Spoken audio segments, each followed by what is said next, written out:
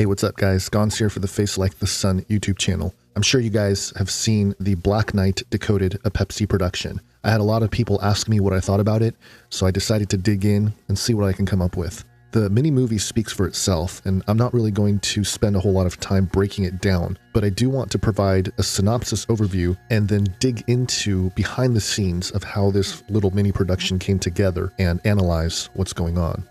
First off, the introduction begins with the mention of Nikola Tesla and his discovery of a satellite in 1899, which is known as the Black Knight satellite. The speculations of its roots that it reaches back 13,000 years is also noted. What's interesting is the claim that this is not science fiction, but that this is real.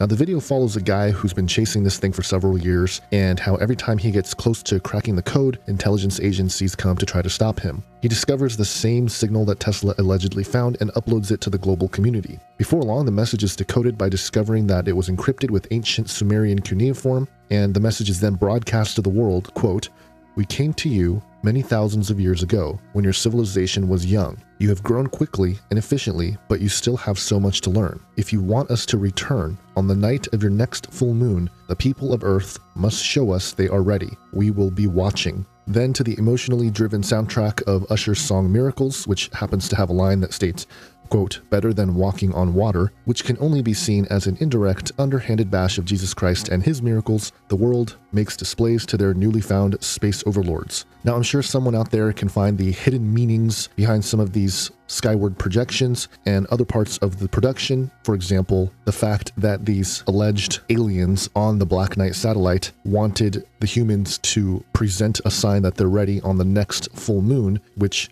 of course, if you guys have been tracking some of the fringe conspiracy ideas, a rabbit trail is available to go down the alleged moon and its holographic nature of what some people have collected footage on and have speculated upon. But that's for you guys to do on your own. I'm not really going to go there with this video. I'll leave links to all those things in the description section, but what I want to do is tackle the things that I can verify behind the scenes of who produced this little mini video. This was a collaboration between Pepsi, LEG, which is the Levity Entertainment Group production, and Earthcast, which interestingly has something that looks like a cube logo. Now, it was directed by Jabbar Raisani, known for his visual effects for Game of Thrones, Superman Returns, Spy Kids 3D, and several other movies. But he also wrote, directed, and produced a film called Alien Outpost. It was a movie about a documentary crew that follows an elite unit of soldiers in the wake of an alien invasion. And in the film, there's a giant reptilian in it. Now, I'm not saying there's anything meaningful there. It's just interesting to point out that the director of this little Pepsi production happens to have a movie with reptilians in it. Now, the video was produced by two people, Norman Aladjem and John Bervakis. Aladjem is a senior agent for the Levity Entertainment Group, which is a vertically integrated talent management, television production, branded entertainment, live exhibition, and digital marketing firm based out of Los Angeles, California. Bervakis is the COO of Triage Entertainment, and they have produced several television programs like Black Jesus, The Next Food Network Star, The Mentalist, and many, many others. Now, here's where it starts to get interesting. The next contributor is Earthcast, spelled U-R-T-H-E, cast, C-A-S-T, a company that claims that, quote, "we move pixels from space to the screen." Basically, they're an international tech company that captures and streams various images of Earth from the ISS, the International Space Station. Now, according to the Earthcast website, they have mounted on the ISS two cameras. First is the Iris, which is a full-color HD camera. Second is called the Theia, which is a push broom imagery camera. Now, push broom imagery is a technology for obtaining images with spectroscopic sensors. It's regularly used for passive remote sensing from space and in spectral analysis on production lines, for example, with near-infrared spectroscopy. And not surprisingly, the title for this camera, Theia, in Greek mythology is a titaness. The name Thealone just means goddess or divine, but another name for Theia, or Theia's full name, Theia Euryphaesa, or wide shining, brings overtones of extent and brightness. Her brother, or consort, is Hyperion, a titan and god of the sun, and together they are the parents of Helios, which is the sun, which doesn't make sense, sort of, Selene, the moon, and Eos, the dawn. In Hesiod's theogony, she is the daughter of Gaia and Uranus, earth and sky. So conceptually, it makes sense that they would name this camera Theia, but It's always strange how NASA and other space-based agencies all use ancient mythological names to suit their projects or their gear. And speaking of NASA, they're very much involved in this project, as you might well not be surprised to know. The rabbit trails and connections with Earthcast are endless, though. You can dig around their website and find some very interesting things, from a list of investors, governance documents, to the cast of operators for the company. A couple of notable mentions. A member of the advisory board is retired Peter Marino, who is a senior advisor to defense and intelligence community. He was the former president and COO of Lockheed Electronics Company. He was advisor to the Office of the Director of National Intelligence, DHS, Department of Defense or DoD, and the National Geospatial Intelligence Agency, the NGA. Now, for me as someone who's been tracking this idea of a secret space program, the mention of Lockheed is interesting based on the Lockheed Skunk Works and Ben Rich and some of the comments that he's made. And if you don't know what I'm talking about, I'll leave links in the description section or look for the cards with links above where I talk about these things. But even more, for anyone who's been following my channel this year, we know that on board one of the crashed Airbuses from earlier this year was a woman who was involved with the NGA. And if you recall, we speculated on the potential agenda behind the crash of the Airbus, that it may have had something to do with having knowledge or about to go public with some information that may have been damaging to the intelligence agencies.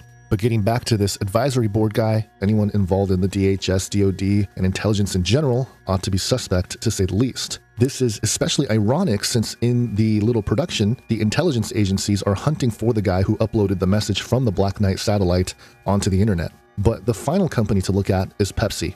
Now, Pepsi has some very interesting connections to occult knowledge in its most recent incarnation of the logo. According to a Newsweek article titled "The Crazy Genius of Brand Guru Peter Arnell," published in 2009, the controversy surrounding this enigmatic marketing genius led to a leak of a document that he had given to Pepsi Company concerning their logo. The article states this, quote, "Yet despite his achievements, some rivals dismiss Arnell as a pompous, pretentious, phony intellectual, a fraud basically. That criticism seemed on target when, in the midst of the Tropicana controversy, someone leaked a 27-page memo Arnell wrote for PepsiCo, crammed with so much pseudo-intellectual claptrap. References to the Mona Lisa, the Parthenon, the Golden Ratio, the relativity of space and time, magnetic fields, perimeter oscillations of the Pepsi logo, and gravitational pull of a can of Pepsi on a supermarket shelf, the rate of expansion of the universe, that some thought it might be a hoax. It wasn't." So according to this article, at the very least, the guy who created the most recent incarnation of the Pepsi logo felt that there was some very occult significances to its design, and it's no surprise then that the UFO, or aliens, have been part of Pepsi advertisement for decades. In 1984, of all years, Pepsi was shown to be so tasty that even the aliens wanted it. And I recall during the Super Bowl halftime show of 2015, right before Katy Perry took the stage with her whole occult performance, a huge Pepsi ad blasted on the screen, complete with the same UFO abducting a Pepsi dispenser machine. So what's the deal here? Why is Pepsi producing a mini film that's going viral, depicting a mysterious object called the Black Knight satellite being decoded with a message from our Sumerian gods, known as the Anunnaki by the way, provoking humans to beg for their return by showing ourselves approved? And why is the web behind the production span from Hollywood, NASA, intelligence agencies, global surveillance technology, Greek mythology, and even a pop artist who has a line that undermines Jesus Christ? Well, that's precisely it, in my opinion. The, quote, return of the gods is something that has been promoted as a potential reality to our generation for some time. Some have suggested that the entire operation will be a huge global hoax, while others have stated that the phenomenon will be real, but who they claim to be will be the lie. As a Christian and someone who adheres to the truths found in the prophetic implications of the Bible, I think it's possible that the agenda to reveal the fallen angels as our creators and as our gods is what's going on here. These beings who once wreaked havoc on Earth centuries ago by genetically manipulating man's DNA to produce a race of hybrids called Nephilim, which ultimately led to the flooding of the Earth as judgment, except for one man and his family, might be back, knocking on our doorstep. And even if the entire thing is a hoax, Project Bluebeam, a mass delusion done by the works of false signs and wonders, the end game of uniting the Earth under a single global government, under the man of sin, the son of disobedience, might be the reason why the Black Knight Decoded ends with these lines, quote, "And on this day, we came together with one voice, one purpose, as one world, and a new world opened up, bringing us close to space as we were to each other. This is only the beginning," end quote. So as a conclusion, all I have to say is repent and turn to the way, the truth, and the life that is only found in Jesus Christ, our true Lord and Savior of the world. Let me know what you thought about the Black Knight Decoded, a Pepsi production, because I'm sure there's lots of things within the symbols and images shown in the production itself that I didn't cover here that are worth mentioning. Have an awesome day, guys. God bless.